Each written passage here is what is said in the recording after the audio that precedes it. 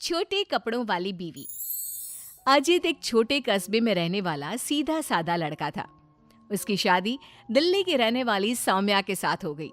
सौम्या बहुत ही फैशनेबल लड़की थी। अजित की नौकरी छोटे कस्बे में होने के कारण सौम्या भी अजित के साथ छोटे शहर में रहने के लिए आ गई। सौम्या, तुम्हारा ड्रेस कुछ ज्यादा छोटा है, इसे पहनकर यहाँ बाहर मत निकलना। अरे, तुम्हें पता नहीं, मैं दिल्ली की मॉडल लड़की हूँ और मैं तो हमेशा ऐसे ही कपड़े पहनती हूँ। तुम्हारी बात सही है सौम्या, लेकिन इस शहर के माहौल के हिसाब से कपड़े कुछ ज्यादा ही छोटे हैं। ओहो, मुझे नहीं पता था कि तुम्हें मेरे कपड़ों से इतनी प्रॉब्लम है। सौम्या, मुझे तुम्हारे कपड़ों से कोई परेशानी नहीं है, लेकिन अगर तुम ऐसे बाहर जाओगी तो लोग तुम्हें अजीब ढंग से देखेंगे। अच्छा ठीक है, अब तुम ऑफिस जाओ, तुम्हारा ऑफिस जाने का वक्त हो गया है। अजित को लगता है कि शायद सौम्या ने उसकी बात मान ली है। वो ऑफिस चला जाता है। थोड़ी देर बाद सौम्या अपना शॉर्ट ड्रेस पहनकर घर से बाहर सब्जी लेने के लिए जाती है। भैया, आधा किलो टमाटर देना। मैडम जी, कहीं बाहर से आए लगते हो, पहली बार शहर में आई हो का? तुमसे क्या मतलब? और तुम मुझे ऐसे घूर घूर के क्यों देख रहे हो?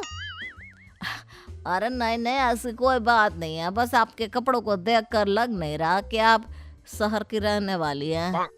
तुम अपने काम से काम रखो, मैं चाहे कुछ भी पहनूं, तुम्हें उससे क्या? सौम्या सब्जी लेकर अपने घर चली जाती है। शाम को अजित घर वापस आता है। सौम्या, कल मम्मी पापा आ रहे हैं। देखो, तुम ना उनके सामने साड़ी पहन कर रहना, वरना मम्मी बुरा मान जाएंगी। अरे यार, तुम भी ना जब देखो तब मेरे कपड़ों को लेकर परेशान रहते हो। अरे बस 2 दिन की तो बात है सौम्या, उसके बाद तो मम्मी पापा वापस घर चले जाएंगे। अच्छा ठीक है ठीक है। अगले दिन अजित ऑफिस चला जाता है और पीछे से सौम्या के सास ससुर घर पर आते हैं। लेकिन अजित के घर पर ना होने की वजह से सौम्या ने साड़ी नहीं पहनी थी और वही छोटे कपड़ों में वो अपनी सास के सामने आ जाती है। नमस्ते मम्मी जी, पापा जी, कैसे हैं आप? अरे मैं तो आंखें बंद कर लेता हूँ, ये बहू ने कैसे कपड़े पहने हुए हैं। राम राम राम राम राम। अरे बहू, तुमको जरा भी शर्म नहीं आती? अपने सास ससुर के सामने इतना छोटा ड्रेस पहनकर घूम रही हो। क्या अजित ने तुमको बताया नहीं कि हम लोग तुमसे मिलने आ रहे हैं? बताया तो था, लेकिन वो क्या है ना मम्मी जी, पापा जी, मुझे तो ऐसे ही कपड़े पहनने की आदत है। जरा मेरे साथ चल, मैं तुझे सिखाती हूँ कैसे कपड़े पहनते हैं। सौम्या की सास सौम्या का हाथ पकड़कर उसे कमरे में ले जाती है और उसकी शॉर्ट ड्रेस के ऊपर जबरदस्ती साड़ी पहना देती है। साड़ी पहनने के बाद सौम्या जैसे ही घर का काम करना शुरू करती है, बार बार जमीन पर गिर पड़ती है। हे भगवान, ये क्या मुसीबत है? ये 5 मीटर की साड़ी पहनकर काम करना मेरे लिए तो बहुत मुश्किल है। क्यों बहू, अब पता चला ना कैसे कपड़े पहनने चाहिए? तो मम्मी जी, आपके कहने का मतलब है कि आप लोगों के सामने मुझे साड़ी पहननी चाहिए? हाँ बहू, तुम्हारी सास के कहने का यही मतलब है। अब आगे से ध्यान रखना। शाम को जब अजीत ऑफिस से लौट कर आता है तो सौम्या को साड़ी में बेहाल देखकर उसे बहुत हंसी आती है। लेकिन अगली सुबह जब सौम्या सोकर उठती है तो उसके कपड़े देखकर अजीत और उसके माँ बाप का सर घूमने लगता है। अरे सौम्या, तुमने ये क्या पहना है? आपकी मम्मी ने साड़ी पहनने के लिए कहा था तो मैंने साड़ी पहन ली।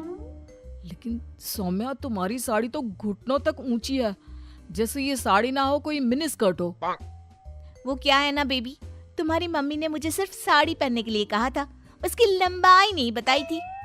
हे भगवान, ये कैसी बहू पल्ले पड़ी है? अरे ये क्या अजूबा बनकर घूम रही है? लगता है मुझे फिर से आंखें बंद करके ही रहना पड़ेगा। अरे पापा जी, आप एक बार आंखें बंद कर ही लीजिए, बार बार डायलॉग मारते रहते हैं। ये तुमने क्या हुलिया बना लिया है सौम्या? अजीत के मम्मी और पापा अपनी बहू की हरकतों से परेशान होकर वापस चले जाते हैं। अजीत सौम्या को समझाने की कोशिश करता है, लेकिन वो उसकी कोई बात नहीं सुनती। एक दिन सौम्या कुछ ज्यादा ही फैशनेबल कपड़े पहनकर घर से बाहर निकलती है। उस छोटे से कस्बे के लोगों ने उस तरह के कपड़े कभी देखे ही नहीं थे। अरे बहन, क्या बात है, तुम्हारे पास पहनने को कपड़े नहीं का? लगता है बहुत गरीब हो। चलो मेरे साथ, मैं तुम्हें अपनी पुरानी साड़ी दे दूंगी। हाँ, पागल हो गई है क्या? ये आजकल का फैशन है, फैशन। सौम्या जैसे ही थोड़ा आगे बढ़ती है, अरे देखो बेचारी कितनी गरीब है, इसके कपड़े भी फटे हुए हैं। लो ये 10 रुपए रख लो। हाँ कोई बात नहीं। अरे मैं कोई भिखारी थोड़ी ना हूँ। कितने अजीब लोग हैं यहाँ के, इनको फैशन का मतलब भी नहीं पता। थोड़ा आगे जाने के बाद कुछ बच्चे सौम्या को देखकर जोर जोर से हंसने लगते हैं। अब तुम लोगों को क्या प्रॉब्लम है? क्यों हंस रहे हो ऐसे?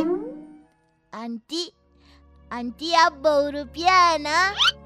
हाँ? बहुरूपिया क्या होता है? आंटी वही जो अजीब अजीब कपड़े पहनकर गली गली में घूमता है और लोगों से पैसे मांगता है। तुम्हारा दिमाग खराब हो गया है? मैं कोई बहुरूपिया नहीं हूँ। लेकिन आपकी हालत देखकर तो ऐसा ही लग रहा है। तभी वहां पर एक औरत आती है। अरे बच्चों, ये तो कोई पागल औरत लगती है। देखो इसके कपड़े भी फटे हुए हैं। हे भगवान, मैं सच में पागल हो जाऊंगी। इस शहर के लोग बड़े अजीब हैं। मेरे फैशन को न जाने क्या समझ बैठे हैं। फिर सौम्या अपने घर लौट आती है और जोर जोर से रोने लगती है। सौम्या को इस तरह रोता देखकर अजित को कुछ समझ नहीं आता। अरे क्या हुआ सौम्या, तुम इतना क्यों रो रही हो? किसी ने कुछ कहा क्या? इस शहर के लोग पूरे पागल हैं। मेरे फैशन वाले कपड़ों को देखकर न जाने कैसी कैसी बातें करते हैं।